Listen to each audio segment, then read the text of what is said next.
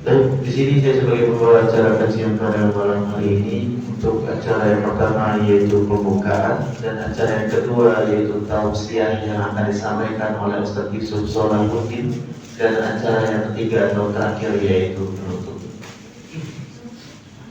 Baik, langsung saja kita buka acara kajian pada malam hari ini dengan baca doa thalabul ilmi jama'atan.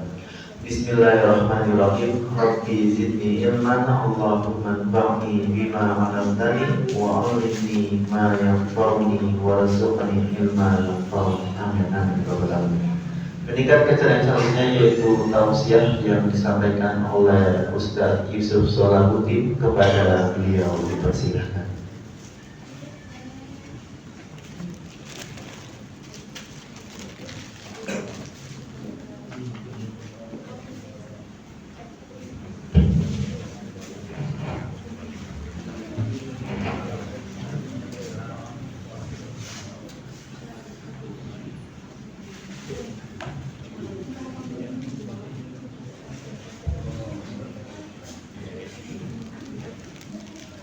Bismillahirrahmanirrahim. Assalamualaikum warahmatullahi wabarakatuh.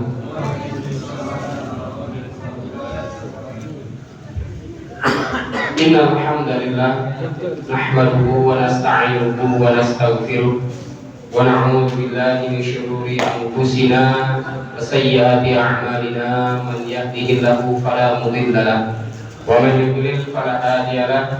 Nashhadu an la ilaha illallah wahdahu la syarika lah wa nashhadu anna Muhammadan abduhu wa rasuluhu la nabiyya wa la rasula ba'dah.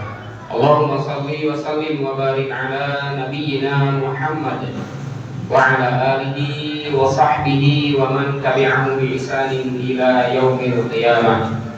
Qala Allah ta'ala fi kitabihil aziz بعد أن أعوذ بالله من الشيطان الرجيم يا أيها الذين آمنوا اتقوا الله حق تقاته ولا تموتن إلا وأنتم مسلمون. سبحانك لا علم لنا إلا ما علمتنا إنك أنت العليم الحكيم. اللهم انفعنا بما علمتنا وعلمنا ما ينفعنا وزدنا علما. أما بعد. Bapak Ibu hadirin dan hadirat jamaah Masjid Al-Jihad serta jamaah Majelis Ta'lim yang semoga kita selalu mendapatkan rahmat dari Allah, terlimpah dan tercurahkan nikmat kepada kita serta selalu terbimbing dengan hidayatul irsyad, terlebih dengan hidayatul taufiq, sehingga kita istiqomah menapaki sunnah Rasulullah, istiqomah menjalani kehidupan di dalam agama Islam sampai kita nanti dijemput oleh kematian, sampai kita nanti bertemu dengan Allah Subhanahu wa taala. Dengan bersyukur kepada Allah Subhanahu wa taala, dengan senantiasa kita meningkatkan iman dan ketakwaan kepada Allah, mudah-mudahan jalan kehidupan kita juga akan dipermudah oleh Allah Subhanahu wa taala. Pada akhir-akhir ini kita melihat bagaimana Allah Subhanahu wa taala memberikan kepada kita entah itu berupa ujian atau berupa teguran dengan sebuah bencana yang tentunya bencana tersebut bukan main-main. Kemarin saya membaca itu di dalam beritanya sampai 303 yang sudah meninggal dunia. Mungkin bertambah, mudah-mudahan tidak lah ya, mudah-mudahan. Yang hilang itu sudah berapa ratus juga. Itu sama dengan tempat tinggal kita, sama-sama di Pulau Sumatera, baik di Aceh maupun di Sumatera Utara dan juga di Sumatera Barat. Ini jamaah sekalian yang keluarganya di Sumatera Barat aman semuanya? Alhamdulillah. Dengan mendengar berita keamanan tadi, persis dengan apa yang disampaikan oleh Nabi Shallallahu Alaihi Wasallam, man asbaha minkum aminan fi sirbihi, siapapun yang pagi harinya kalian merasa aman, kalian merasa tentram, aman di rumahnya, tidak diganggu, entah itu bencana atau mungkin ada pencurian atau hal apapun, maka termasuk kata Nabi Shallallahu Alaihi Wasallam, dilanjutkan lagi kata beliau, lalu kemudian mu'afan fi jasadihi, apalagi ditambah dengan jasadnya sehat, badannya sehat. Indahu qutu yaumihi, dan dia cukup makan. Faka'annama khizat lahu dunya bihadzafiriha. Sungguh benar-benar hari itu dia telah mendapatkan dunia secara sempurna. Jadi kejar dunia itu Bapak Ibu sekalian simpel. Apa itu? Aman di rumahnya, tidak ada yang ganggu, tidak ada apa-apa. Jasadnya sehat, tidak sakit, dan juga tidak memberatkan dari penyakit yang dia derita. Termasuk bisa makan, cukup makan untuk diri pribadi, untuk istri, dan untuk anak-anak. Faka'annama khizat lahu dunya bihadzafiriha, kata Nabi sallallahu alaihi wasallam, cukup, dunia itu hanya itu. Maka kalau kita mendapatkan 3 hal tadi, Masya Allah, coba bayangkan, belum saja kering luka saudara kita di Palestina, kemudian disusul dengan bagaimana pembantaian berupa genosida di Sudan, 150.000 dalam 1 hari nyawa terbantai tanpa berdosa, baik bapak-bapak, ibu-ibu, kakek-kakek, nenek-nenek, bahkan ada anak-anak yang digantung oleh RSF itu ya. Kemudian juga kita mendengar langsung kabar dari negeri kita yang sama-sama satu rahim, yaitu termasuk adalah di Pulau Sumatera, mereka juga ternyata diterjang banjir, ya Allah. Coba bayangkan. Maka kita yang masih beri keamanan, cukup makan, badan juga sehat, mari kita lebih semangat Bapak Ibu sekalian. Jemaah rahimakumullah, ini keutamaan yang Allah Subhanahu wa taala berikan. Karena tidak tahu bagaimana nasib kita kalau nanti ternyata hal tersebut ditimpakan kepada diri kita yang mungkin mendapat musibah yang serupa, wallahu a'lam, apakah kuat atau tidak. Maka dalam hal ini banyak-banyaklah bersyukur, banyak-banyak kita bertafakur. Karena apa? Karena memang itu semuanya sudah menjadi kehendak dari Allah Subhanahu wa taala. Maka menguatkan iman, menguatkan ketakwaan kita kepada Allah, termasuk adalah dengan kita senantiasa istiqomah di dalam ibadah, bertolakul ilmi, bagian dari ibadah kita kepada Allah. Ini adalah jalan keluar yang terbaik bagi kita semua. Dan kita doakan mereka-mereka saudara-saudari kita yang tertimpa bencana, tertimpa musibah, semoga Allah memberikan kekuatan dan tetap istiqomah di dalam ketaatan kepada Allah. Amin. Amin. Jemaah rahimakumullah, seperti biasa, insyaallah kita akan melanjutkan dari poin demi poin, yaitu masih berkaitan dengan amalan-amalan yang Allah Subhanahu wa taala mencintainya, atau setiap siapapun orang beriman ketika dia melakukannya, maka niscaya dia menjadi hamba-hamba Allah yang dicintai, hamba-hamba Allah Subhanahu wa taala yang mendapatkan kecintaan sepenuhnya dari Allah Subhanahu wa taala. Kalau masih ingat, di pertemuan yang lalu kita menyampaikan siapakah mereka-mereka, yaitu termasuk orang yang mendirikan sholat, menunaikan zakat, kemudian juga mempercayai tentang akhirat. Ini yang paling penting, karena banyak juga manusia yang mereka ingin mendapatkan kebahagiaan nanti di ujung kehidupannya, atau tidak ada batas ya akhir kehidupannya di akhirat, akan tetapi melakukan sebuah perbuatan yang nantinya agar dirinya mendapatkan kesenangan tersebut, banyak yang meninggalkan.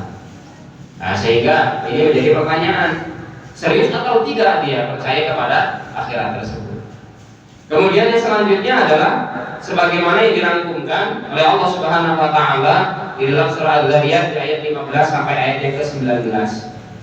Malam hari ini insyaallah kita akan membahas poin ini para jamaah sekalian, bahwa Allah Subhanahu wa taala memuji kepada mereka-mereka, innal muttaqina fi jannatin wa na'im. Sesungguhnya orang yang bertakwa itu mereka berada di surga-surga wa'uyun, dan juga mata air surga yang Allah Subhanahu wa taala berikan. Hanya ketika kita ingin meraih yang namanya derajat ketakwaan, Bapak Ibu jamaah rahimakumullah, ini tidak langsung atau bisa dikatakan tidak serta-merta manusia ini ketika dia sudah taklif, ketika sudah balik, lalu kemudian dinobatkan, atau mungkin bisa dikatakan dia ini diakui sebagai orang yang bertakwa tanpa berbuat yang namanya kebaikan, tanpa dia menjadi manusia yang muhsin, tanpa dia melakukan ibadah kepada Allah Subhanahu wa Ta'ala. Mana mungkin? Karena ternyata ingin meraih derajat takwa ini perlu proses. Ada tangga-tangganya, ada tahapan-tahapan yang harus dilalui oleh manusia. Yang pertama tentunya harus punya iman. Dia mengaku Islam tapi tidak punya iman, keislamannya akan rusak. Dia tahu tidak? Dia ngakunya Islam, akan tetapi tidak memiliki iman, tidak ada pijakan keimanan, tidak ada keyakinan yang kuat, yang mantap di dalam dirinya akan apa yang harus dilakukan di dalam rukun Islam, dengan rangkaian rukun Islam yang telah Allah Subhanahu wa Ta'ala tetapkan. Mana mungkin dia akan meraih yang namanya sebagai muslim yang baik? Karena apa? Dia saja tidak meyakini apa yang akan dia lakukan. Dia saja tidak merasa yakin dengan apa yang memang seyogianya dia melakukannya. Sehingga bertakwa ini tidak mudah. Tentu dari keislaman yang dia miliki, lalu kemudian dibimbing dengan keimanan, sampai kemudian dibimbing oleh ilmu. Maka ketakwaan yang akan diraih oleh manusia manakala setiap ibadahnya itu terbimbing oleh ilmu. Jadi apa yang harus dimiliki oleh setiap hamba, apa yang harus dimiliki oleh orang-orang beriman setelah dia memiliki keimanan, setelah dia mempresentasikan keislamannya dan dia jujur dengan keislamannya, maka dia harus memiliki ilmu agar kiranya ketakwaan dapat diraih. Maka tidak jarang ketika bulan Ramadan ngaku muslim dan dia juga ngakunya punya keyakinan bahwasanya setiap bulan Ramadan itu ya sebenarnya bulan puasa, akan tetapi masih banyak laki-laki yang normal, yang sehat, yang jasadnya ini tidak sakit dan tidak ada uzur di dalam dirinya secara syar'i yang dimaafkan untuk tidak berpuasa. Masih banyak yang berkeliaran, mereka-mereka yang tidak mau beribadah atau tidak mau berpuasa di bulan Ramadan. Karena apa? Tak punya ilmu. Padahal dia punya keyakinan. Ketika ditanya, iya tahu bahwasanya bulan Ramadan ini bulan puasa. Setiap muslim yang tidak ada uzur maka diwajibkan oleh Allah Subhanahu wa Ta'ala untuk beribadah, berpuasa. Jamaah rahimakumullah, maka tentunya Allah Subhanahu wa Ta'ala memberikan iming-iming bagi orang yang bertakwa, yaitu mereka ditempatkan fi jannati wa uyun, akan ditempatkan di surga-surga, yaitu di surga Allah Subhanahu wa Ta'ala, dan juga di sana ada mata air yang akan disediakan oleh Allah Subhanahu wa Ta'ala pada mereka. Akhirina ma'atahum, dan mereka meraih tersebut apa yang telah Allah Subhanahu wa Ta'ala berikan kepada mereka. Innahum kanu qabla dzalika muhsinin. Nah, ini poin yang dibahas selanjutnya adalah karena dulu mereka itu orang-orang yang muhsin. Jadi kalau kita belajar akidah, Bapak Ibu sekalian, para jamaah rahimakumullah, dalam lingkaran manusia, dalam lingkaran mayoritas manusia, kita mengenal ada yang namanya muslim atau Islam, mayoritas. Islam itu masih bisa dikatakan mayoritas, ya. Banyak, manusianya banyak. Lalu mengerucut kembali setelah adanya keislaman atau muslim tadi, golongan orang-orang muslim, kemudian mengerucut mengecil lagi ada mukmin. Ini konsekuensinya. Setiap yang mukmin pasti muslim. Tapi apakah yang muslim pasti mukmin? Belum tentu ternyata. Meskipun memang yang muslim itu tetap nantinya ketika dia tidak musyrik, tidak mempersekutukan Allah Subhanahu wa Ta'ala, pasti dia akan tetap menghuni surga meskipun harus belakangan. Kata Nabi kan seperti itu. Konsekuensinya ya carry-carryan atau terakhiran, jangan pengen duluan gitu ya, pengen cepat-cepat masuk surga, akan tetapi tidak mau melakukan konsekuensi yang telah Allah Subhanahu wa Ta'ala tetapkan. Kemudian di dalam lingkaran keimanan ada lagi yang mengerucut kecil lagi.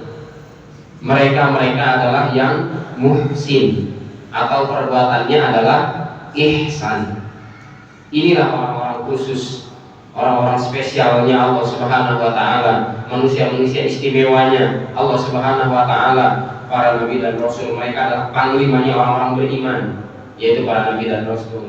Lalu kemudian disusul para sahabat radhiyallahu anhum, para tabi'in rahimahumullah, para tabi'ut tabi'in dan atba, ya, pengikut-pengikut mereka yang setia sampai akhir zaman, dan mereka istiqomah di atas petunjuk tersebut.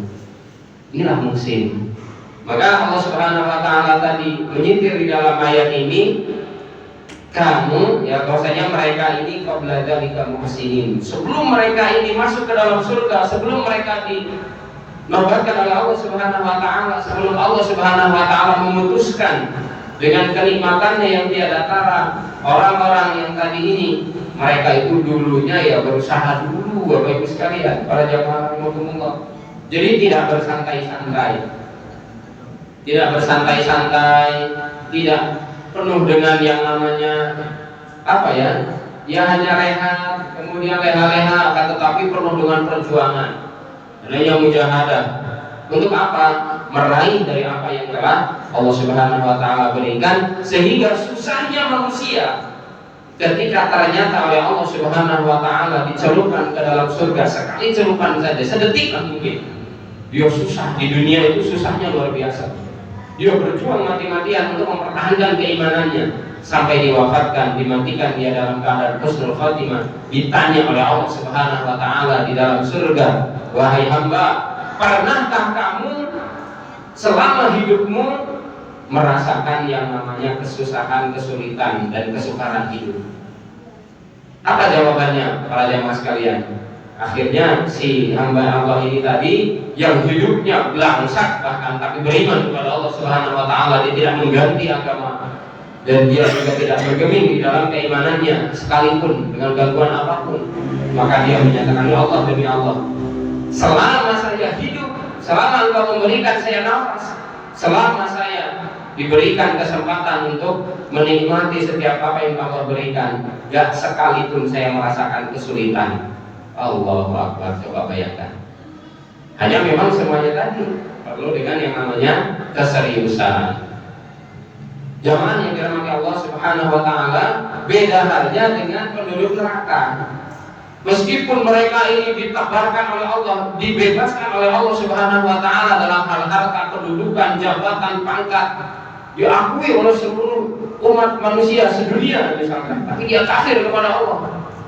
Lalu kemudian ketika dihadapkan dengan siksa neraka sebagai konsekuensi keadilan, Allah adil, Pak.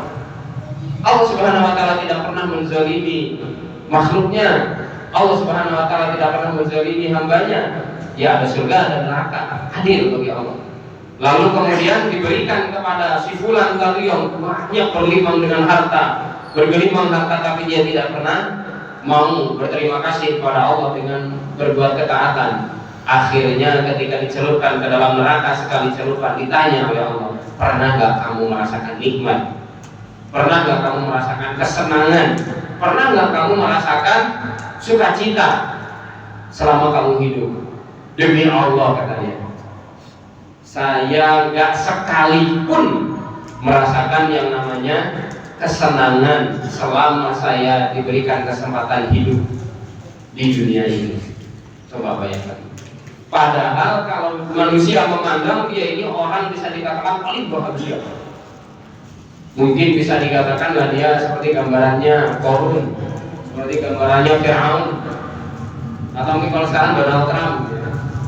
Dia diagung-agungkan, dipuji-puji oleh semua manusia dari setiap penjuru bumi, gitu ya. Akan tetapi ternyata dimurkai oleh Allah Subhanahu wa taala ketika nanti dimasukkan ke dalam api neraka. Alhamdulillah. Ditanya, "Pernah nggak sekali kamu merasakan kesenangan?" Nah, amal-amal yang harus dimujahadah ini apa kira-kira yang disampaikan oleh Allah Subhanahu wa taala di surat ini, sehingga kita perlu untuk meneladaninya. Dilanjutkan oleh Allah di ayat yang ke-17, "Kanu qalilan minal laili ma yahja'un." Mereka itu jarang tidur malam.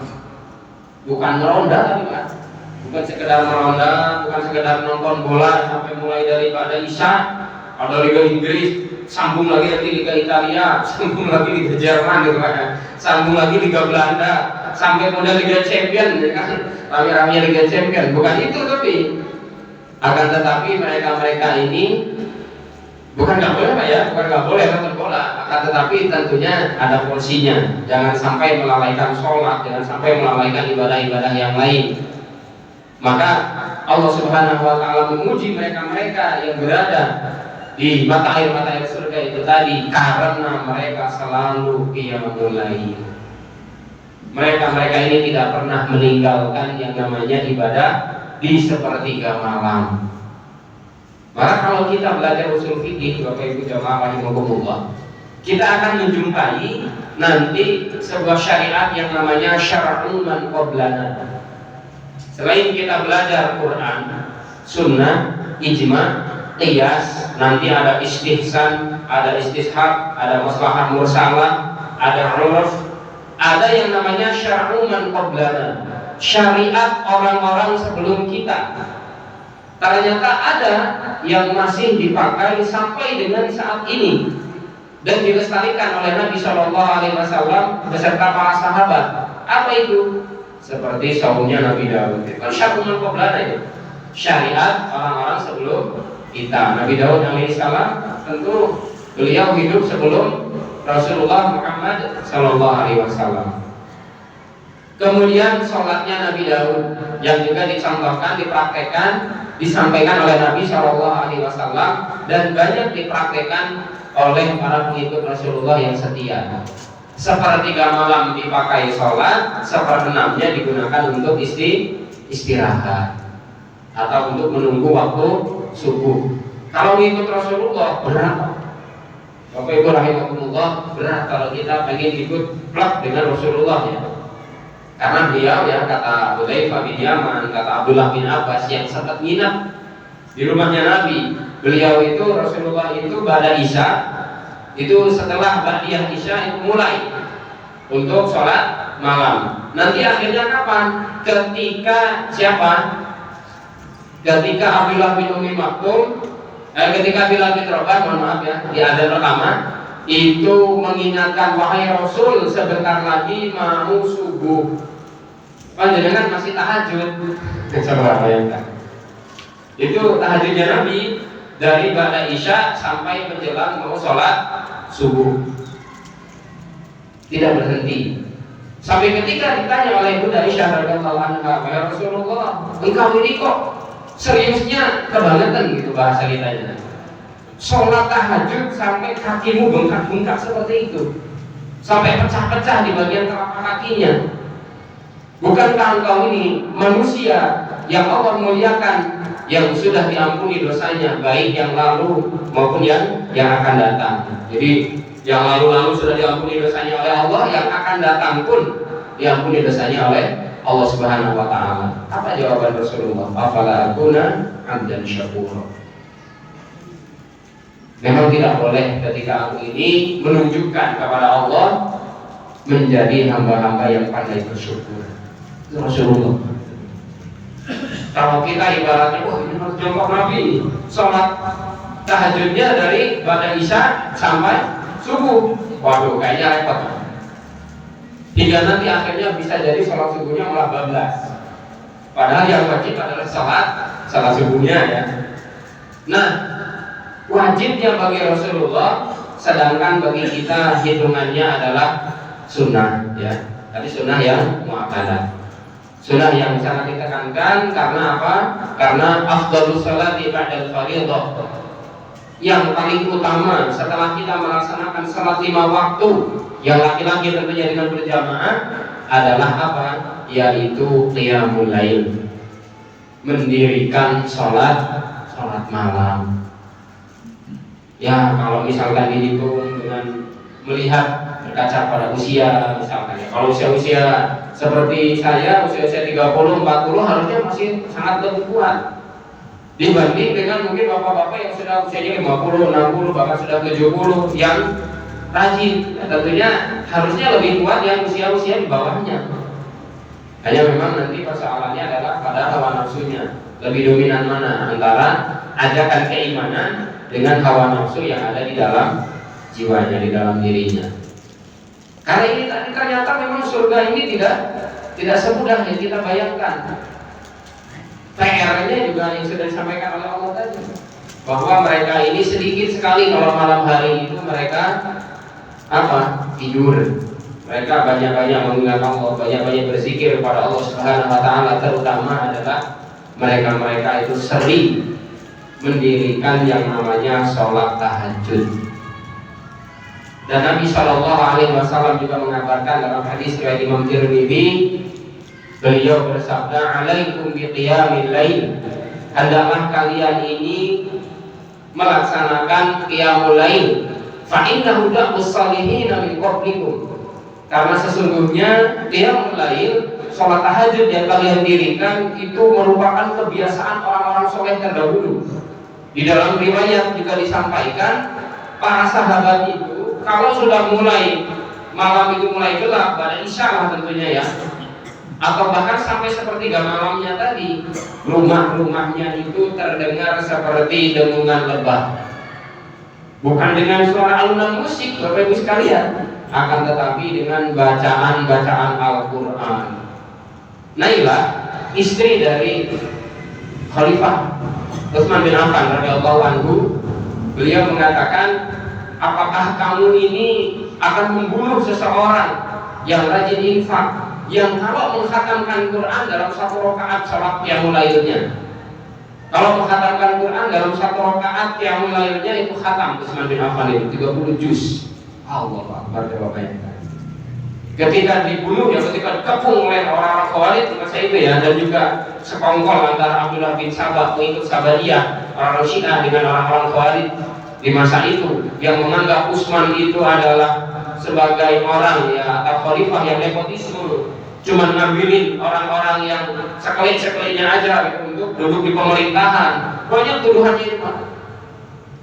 Maka Nailah itu mengatakan, atau istri dari Utsman itu mengatakan seperti itu, kamu apa tega dengan orang yang setiap harinya itu selalu mengkhatamkan Al-Quran di dalam sholat tahajudnya. Masya Allah. Nah, ini hadis Nabi Shallallahu Alaihi Wasallam tentu menjurus kepada apa yang disampaikan tadi, bahwa qiyamul lail itu memang betul-betul menjadi kebiasaan da'bus salihin, kebiasaan orang-orang soleh terdahulu. Mereka-mereka yang mengharap ridha Allah, mereka-mereka yang mengharap surga, itu tentunya juga perlu untuk bersungguh-sungguh di dalam melaksanakan sholat tahajud. Wa qurbatun ila Allah, dan ini bentuk muraqabah kita, bentuk juga muqarabah kita, bentuk kita mendekatkan diri kepada Allah Subhanahu wa taala. Lalu muraqabah itu merasa diawasi, sehingga ketika apa yang kita lakukan, Allah Subhanahu wa taala mengawasi setiap gerak-gerik yang kita lakukan, tidak tanduk apa yang kita lakukan.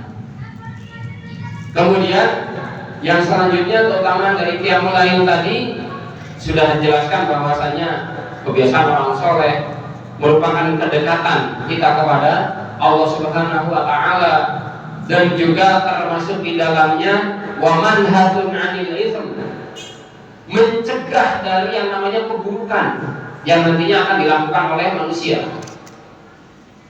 Jadi setiap manusia yang rutin qiyamul lail, maka keburukan-keburukan yang akan menghampirinya, ajakan-ajakan keburukan, insya Allah akan segera bisa ditepiskan. Karena apa? Karena memang dia benar-benar dekat sekali dengan Allah Subhanahu wa taala, dan kita minta kepada Allah Subhanahu wa taala.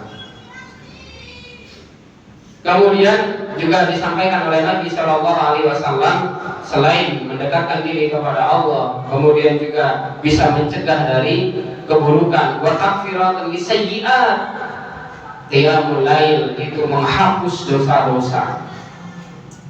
Qiyamul lail itu bisa mengurai dari kesalahan, dosa yang kita lakukan di pagi hari, kemudian sampai siang hari, sampai sore hari, sampai malam. maka qiyamul lail itu akan menghapuskan dari setiap kesalahan kita yang terkadang mungkin tidak disadari ternyata kita ini berbuat salah, melakukan dosa. Ya Allah Subhanahu wa taala Maha menyaksikan dari apa yang dilakukan oleh diri kita masing-masing. Lalu kemudian yang selanjutnya wa maqradatun lidda 'anil jasad. Ini juga tidak kalah pentingnya Bapak Ibu sekalian. Rahimakumullah, ternyata dengan rajin sholat tahajud kita juga dihindarkan oleh Allah dari penyakit yang tentunya penyakit yang menyusahkan termasuknya. Ya, menolak dari penyakit-penyakit ganas, penyakit-penyakit yang bisa menyusahkan sehingga ibadah terganggu. Karena apa? Karena memang ada tipe-tipe manusia ketika ditimpa sakit itu dia kurang sabar. Ya, sehingga kita memang ada juga seperti kalau Abu Bakar As-Siddiq ketika ditimpa sakit dia lebih beruntung. Menurut beliau bersyukur dia. Karena apa? Karena dihapuskan dosa-dosanya.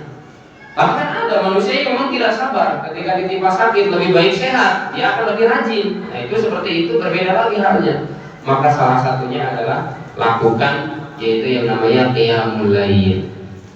Sampai kepada batas akhirnya, aduh Ustaz saya kalau sepertiga malam itu kayaknya korak banget gitu. Karena memang ada yang mungkin bisa dikatakan dia ini susah tidur, tapi ada juga yang mungkin bisa dikatakan gampang tidurnya gitu ya. Yang terlihat tempat dikit agak nyaman gitu, langsung bisa tidur gitu ya. Seperti anak saya nomor 2 itu Pak, cuman naik motor berapa meter gitu ya, kalau pas ke sekolah gitu, saya antar ke Bim Hadimulyo kan sekolahnya di sana. Itu baru mungkin keluar pintu rumah aja baru 10 meter sudah tidur gitu. Padahal pagi hari, padahal siap malam hari ini sudah puas tidur. Ada mungkin seperti itu. Maka Nabi Shallallahu Alaihi Wasallam tetap memberikan solusi, boleh dilakukan minimal witir saja. Minimal witir dilakukan ba'da sholat isya. Tapi kalau pengen kemuliaan yang lebih, tentunya ya dilakukannya di sepertiga malam. Kalau ada usaha upaya menyengaja meninggalkan witir, Imam Ahmad malah beliau mengatakan dengan tegas persaksiannya ditolak. Kalau sampai berani-berani gitu ya, berani-beraninya meninggalkan salat witir serakaat aja Pak, 1 rakaat saja dia tinggalkan, sengaja malam ini mas pikir mas saya pokoknya nggak mau saya. Maka kata Imam Ahmad, orang seperti ini persaksiannya ditolak, nggak diterima persaksiannya, syahadatnya itu mardud gitu ya, tidak diterima oleh umat Islam. Seharusnya seperti itu. Maka jangan remehkan yang namanya qiyamul lail. Maka kalau sekali hidayat itu beliau juga ya sangat pandai sekali ya ketika menjelaskan apa sih bedanya tahajud sama qiyamul lail. Ya memang agak beda. Kalau qiyamul lail itu memang dilakukan bisa sebelum tidur ya. Tapi kalau tahajud kata beliau ya, tahajud itu memang nggak ketang 3 menit, 5 menit, memang harus tidur terlebih dahulu. Sekalipun ternyata ada juga ulama yang tetap menyamakan antara qiyamul lail dengan tahajud ya sama saja, esensinya sama. Jadi tidak perlu meributkan apa bedanya antara qiyamul lail dengan tahajud ya. Yang penting kita melakukan. Maka kalau tidak mampu, termasuk Abu Bakar As-Siddiq, kemudian termasuk Abu Hurairah yang sudah mulai, beliau ini ketika itu usianya sudah mulai tua, sudah mulai sepuh, sudah mulai senja, maka beliau minta dispensasi kepada Nabi, boleh nggak saya kalau misalkan melakukannya pada sholat isya? Maka Rasulullah membolehkan. Dan juga termasuk tadi Abu Bakar, kemudian Abu Hurairah melakukannya sampai ya, dan bahkan Abu Hurairah itu bahkan menyampaikan, pokoknya kekasihku yaitu Nabi Muhammad SAW, beliau ini selalu memberikan kepada aku nasihat, sebuah ilmu yang sangat bermanfaat tadi, jangan meninggalkan yaitu sholat witir pada isya, dan juga puasa 3 hari di setiap hari-hari putih atau ayyamul bid di setiap pertengahan bulan-bulan Hijriah. Kata Abu Hurairah seperti itu. Maka para ulama mengambil kesimpulan boleh, apalagi bagi kita yang mungkin usianya sudah tidak muda lagi, sulit kalau untuk bangun di sepertiga malam misalkan, maka ya dibolehkan saja. Meskipun kalau misalkan pengen yang lebih utama tentu adalah yang di sepertiga malam. Kalau mempraktekkan tadi apa yang disampaikan oleh Rasulullah tentang sholatnya Nabi Daud, bahwa beliau ini sholatnya Nabi Daud ini sepertiga malam digunakan untuk sholat, seperenamnya digunakan untuk istirahat, siap-siap persiapan untuk menunggu waktu sholat subuh. Jamaah yang dirahmati Allah Subhanahu wa taala, wa bil ashari hum yastaghfirun, dan di waktu sahurnya di akhir-akhir malam mereka-mereka yang dijanjikan oleh Allah surga dan mata air surganya tadi adalah mereka juga tidak lupa istighfar. Di dalam hadis riwayat Imam Muslim, Nabi Shallallahu Alaihi Wasallam itu menyeru kepada semua manusia. Jarang-jarang Rasulullah itu menyeru kepada seluruh manusia. Allah Subhanahu Wa Taala sering sekali menegur kepada orang-orang beriman, mengajak kepada orang-orang beriman. Tapi dalam hal ini Nabi menyeru, ya ayuhan nas, tubu ilallah wastaghfiruh. Wahai sekalian manusia, bertaubatlah kalian kepada Allah, istighfarlah kepada Allah Subhanahu wa taala. Fa inni atubu ilallah fil yaum mi'ata marrah. Karena sesungguhnya aku selalu beristighfar, bertaubat kepada Allah Subhanahu wa taala dalam sehari semalam, yaitu 100 kali. Maka kalau kita mengambil dari zikir-zikirnya para ulama, yang di buku-buku zikirnya para ulama, kemudian mereka mengumpulkan dari hadis-hadis Nabi ini tadi, sehingga dijelaskan, maka bagi kita, maka istighfar ini 100 kali ketika pagi hari, tadi ketika di waktu sahur boleh, ketika pada subuh ya boleh sebagai zikir sobah kita, dan juga di waktu masak atau di waktu petang hari, baik sore maupun pada maghrib, pada asar ya. Pada asar bisa, kalau misalkan waktunya luang, tidak banyak aktivitas, maka sempatkan dulu untuk beristighfar 100 kali. Itu para ulama mengatakan seperti itu. Kemudian juga atau pada maghrib misalkan, banyak waktu luangnya, sudah istirahat, maka sempatkan dulu untuk beristighfar sebanyak 100 kali, meneladani, mencontoh dari perbuatan Rasulullah Shallallahu Alaihi Wasallam. Alangkah beliau ini sangat bijaknya, padahal beliau ini sudah diampuni. Gak perlu istighfar pun, seolah-olah Rasulullah itu sudah selesai, sudah tidak ada permasalahan para jamaah. Akan tetapi beliau ingin mencontohkan, ketika beliau melakukan, ketika beliau juga mengucapkan serta melakukan, maka tentu itu semuanya sudah menjadi tabiat bagi diri beliau, sehingga ketika ada orang yang protes, emang Nabi ngelakuin gitu ya. Nabi ketika berbicara itu sudah mendahului dalam perbuatannya, sehingga tidak ada yang akan protes, kecuali yang tetap yang diliputi hawa nafsunya. Ketika ada yang bertanya seperti itu, kan dia bisa dibantah. Itu loh Rasulullah sudah melakukannya, lalu kemudian Nabi Shallallahu Alaihi Wasallam mengajarkan kepada umatnya. Ini. Maka beristighfar ini adalah poin penting di dalam diri kita, karena mengingat kita semuanya ini banyak melakukan kesalahan, dan manusia itu adalah tempatnya salah dan juga lupa. Jamaah rahimakumullah, wa fi amwalihim haqqul lisaili wal mahrum. Ini ada kaitannya dengan bagaimana kepedulian kita kepada manusia atau hablum minan nas. Kalau tadi rata-rata hablum minallah ya, sholat tahajud itu juga supaya kita dekat dengan Allah Subhanahu wa taala, meskipun Allah gak butuh dengan tahajud kita, tapi kita yang butuh dengan pahala yang Allah berikan nantinya. Termasuk istighfar kita supaya bebas dosa-dosa kita, bersih suci dari yang namanya kesalahan dan dosa-dosa, sehingga kalau orang itu tidak banyak dosanya atau bahkan terhapus dari yang namanya dosa dan kesalahan, maka dia akan mudah melakukan ketaatan.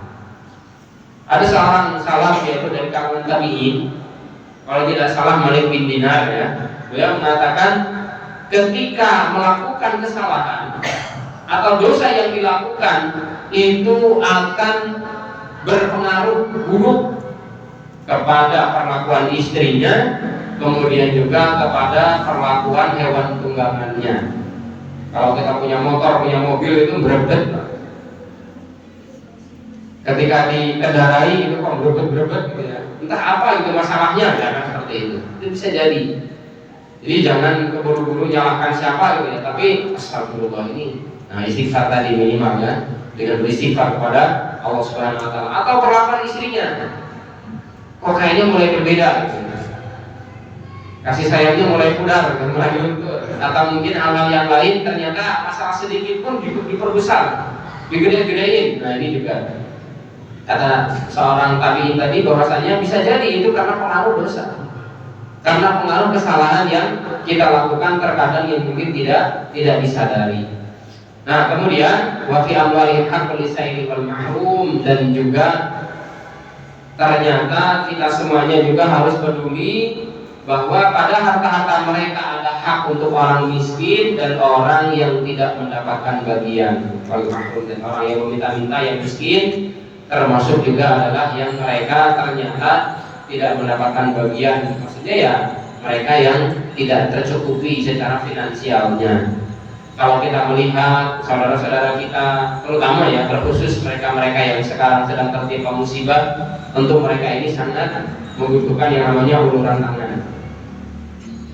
Dari Muhammadiyah sudah diterjunkan ya, dari relawan-relawan yang akan terjun di Aceh, kemudian ada yang di Medan, kemudian ada yang di Sumatera Barat ya termasuknya. Kemudian juga dari lembaga-lembaga kemanusiaan yang lain mereka juga sudah mulai bergerak. Maka ya silahkan kita berikan dari kepedulian kita berikan yang namanya empati kita. Karena apa? Karena memang ini adalah bagian dari tugas kita orang-orang beriman yang sementara ini Allah Subhanahu wa taala berikan tadi yang namanya mu'afan fi jasad, kemudian juga aminan fi sirbin. Kita di rumah aman, kemudian juga jasad kita sehat. Bahkan kemarin saya melihat ya Allah ada ibu-ibu yang tentunya sudah tidak bernyawa, sudah tergeletak di rumahnya hanyut ya, kemudian ya sudah tidak bisa lagi diharapkan lagi kehidupannya. Kemudian ada anak-anak kecil ya. Dan di tempat ustaz-ustaz kita, jadi dulu pernah ya beliau itu Ustaz Dede Nurjanata itu beliau pernah mengisi di Masjid Taqwa. Beliau menulis buku Macet di Padang Mahsyar. Mungkin kalau panjenengan Bapak Ibu pernah ya ikut hadir di dalam kajian beliau. Pondok Pesantren Al Hidayah tempat beliau di Aceh Tamiang itu sekarang sudah terendam banjir, Mas. Habis ya, tinggal saya melihat videonya itu tinggal pelangnya saja, tinggal tertulis Pondok Pesantren Al Hidayah Aceh Tamiang. Dan rumah itu sudah terendam semuanya, atap-atapnya sudah hilang. Beliau dievakuasi melalui sebuah rakit yang terbuat dari gerbok pisang. Ya Allah, coba bayangkan. Kita masih merasakan keamanan, alhamdulillah. Maka ya silahkan kita semuanya bisa memberikan kepedulian kita, empati kita, karena memang kata Nabi Shallallahu Alaihi Wasallam, matalmu ini perumpamaan orang-orang beriman fi tawadihim, di dalam memberikan empati, wa ta'atufihim, dan juga memberikan kasih sayang, wa tarahumihim, dan juga belas asihnya kepada saudaranya, mathalul jasad, seperti satu tubuh. Idza ishtaka minhu 'udwun tada'a sairul jasad bisahari wal humma. Ketika ternyata ada satu anggota tubuhnya yang terkena sakit, maka tada'a lahu sairul jasad, semua anggota tubuh akan merasakan sakitnya. Bisahari wal humma, dengan merasakan demam dan tidak bisa tidur untuk semalaman karena merasa sakit atas penyakit atau mungkin atas musibah yang diderita oleh saudaranya. Hadis ini hadis sahih. Jamaah yang dirahmati Allah Subhanahu wa taala, kita berdoa kepada Allah mudah-mudahan kita yang di sini tetap istiqomah di dalam ibadah kepada Allah, istiqomah di dalam sholat, menimba ilmu dan semua ibadah-ibadah yang kita lakukan fisabilillah dan untuk mengharap ridha Allah. Dan mudah-mudahan mereka yang berada di sana juga diberikan kekuatan oleh Allah Subhanahu wa taala untuk tetap tegar dan istiqomah dan tidak berpaling dari agama Allah Subhanahu wa taala. Amin Allahumma amin. Saya kembalikan kepada pembicara karena memang waktunya ternyata sudah memasuki salat Isya. Saya akhiri bila taufiq wal hidayah. Nun wa qalami wa maisturun fastabiqul khairat. Wassalamualaikum warahmatullahi wabarakatuh.